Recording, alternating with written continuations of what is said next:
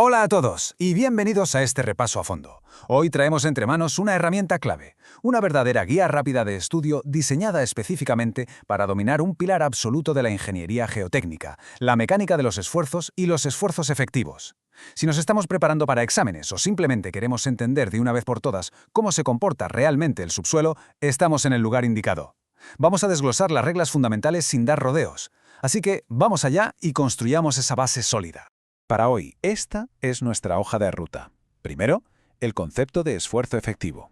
Segundo, cómo se incrementan los esfuerzos verticales. Tercero, entraremos en la consolidación y el factor tiempo. Cuarto, el famoso criterio de Moore-Coulomb. Y para rematar, el punto 5, empujes y estabilidad. Arrancamos rápidamente con la sección 1, el concepto de esfuerzo efectivo.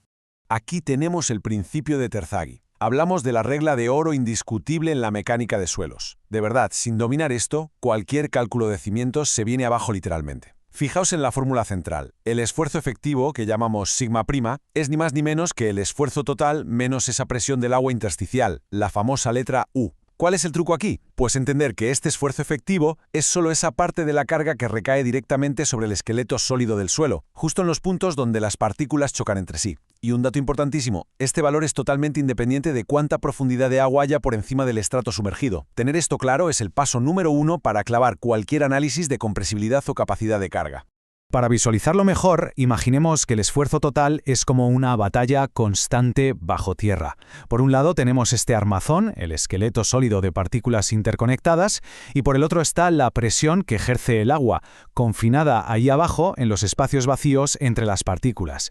Pues bien, la resistencia de verdad, la fricción que acaba aguantando el peso de una estructura, sale única y exclusivamente de esos minúsculos puntos de contacto entre los granos sólidos. Todo lo demás es agua.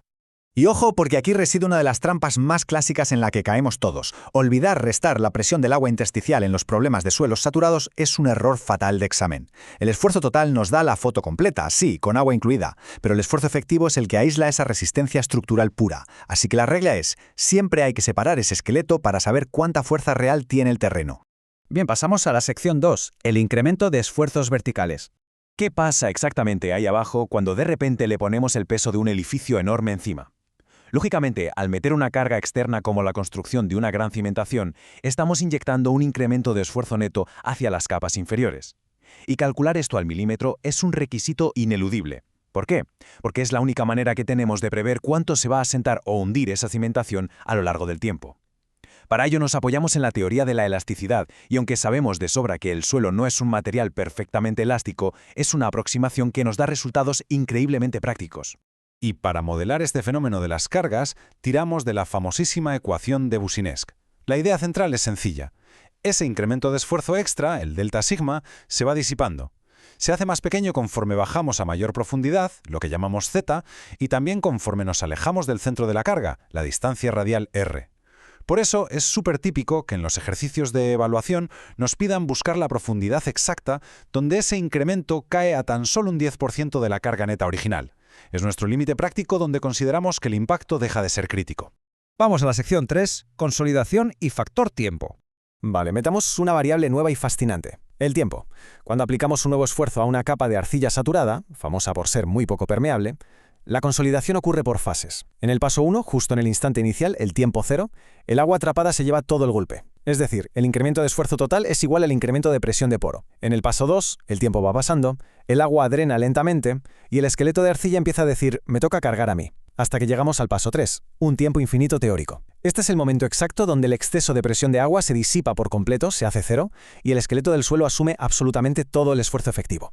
Si queremos grabar esto en la memoria a largo plazo, no hay nada como esta clásica imagen mental. La analogía del resorte.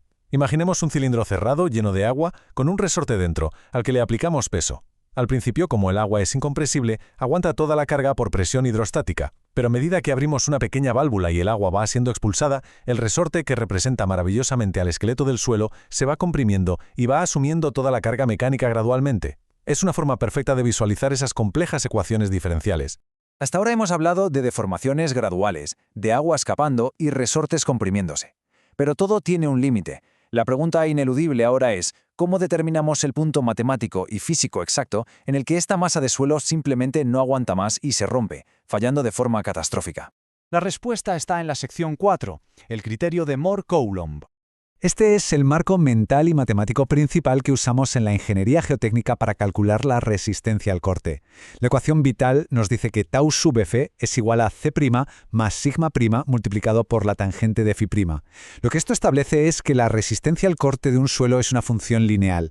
Pero atención, volvemos a la lección de la primera sección. La resistencia depende estricta y únicamente del esfuerzo normal efectivo sobre el plano de ruptura, nunca del total.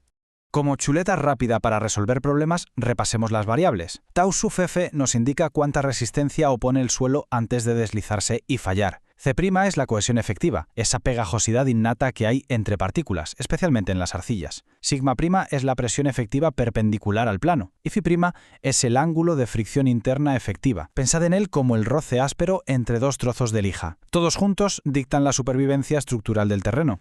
Por supuesto, estos parámetros, C' y phi', no nos los imaginamos. Hay que ir al laboratorio para extraerlos. Se hacen distintas pruebas en arenas y en arcillas normalmente consolidadas. Y aquí va un consejo vital para los ejercicios. Comprobad siempre si el problema os habla de condiciones drenadas o no drenadas. Por ejemplo, la prueba consolidada no drenada es una maravilla porque nos deja medir la presión de poro en el momento exacto de la falla. Además, un detalle técnico clave. Si estamos ante una arcilla sobreconsolidada, es decir, una arcilla que en el pasado aguantó mucho más peso del que soporta hoy, su gráfica de envolvente de falla va a tener dos ramas distintas, cambiando de pendiente. ¡Ojo con eso! Llegamos a la recta final. Sección 5. Empujes y estabilidad.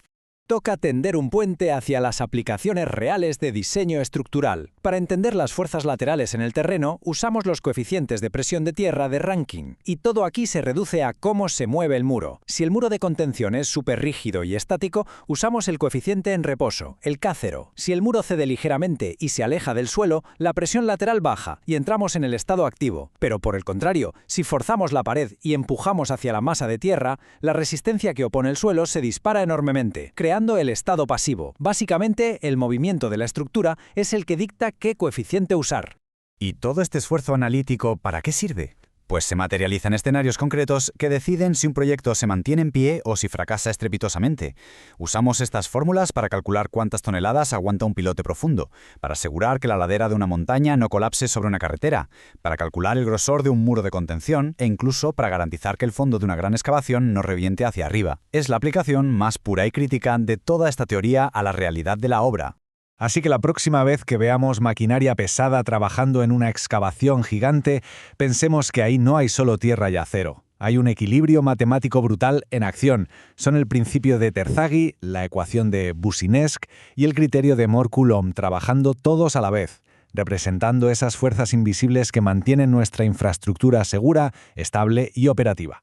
Y para cerrar, dejemos esta reflexión en el aire, sabiendo ahora, sin ninguna duda, que la presión del agua dentro de los poros del suelo es la que controla absolutamente su resistencia mecánica.